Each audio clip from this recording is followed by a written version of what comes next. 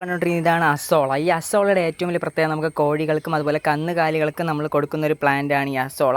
അപ്പോൾ താല്പര്യമുള്ളവരൊന്ന് കോൺടാക്ട് ചെയ്യും. നമ്മളെ കയ്യിൽ അത്യാവശ്യം ബൾക്ക് ക്വാണ്ടിറ്റി എന്ന സാധനം തരാൻ വേണ്ടിയുണ്ട്.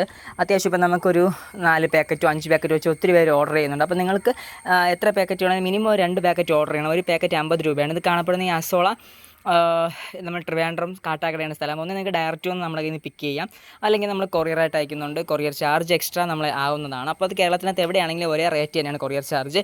ഓക്കെ, അപ്പോൾ താല്പര്യമുള്ളവർ കോൺടാക്ട് ചെയ്യാം.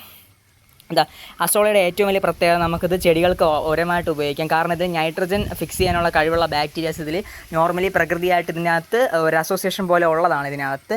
സോ അതുകൊണ്ട് നമുക്ക് അങ്ങനെ ഇവയെ യൂസ് ചെയ്യാം. കൂടുതൽ നമുക്ക് പ്ലാന്റുകൾക്ക് ഏറ്റവും ഒരു പ്രത്യേകത എന്ന് പറഞ്ഞു കഴിഞ്ഞാൽ ഈ അസോള കാണപ്പെടുന്ന ഇവർ നമുക്ക് നമ്മളിപ്പോൾ ഫിഷിനൊക്കെ കൊടുത്തു കഴിഞ്ഞാൽ അവർ നല്ല രീതിയിൽ ഫീഡ് എടുക്കും.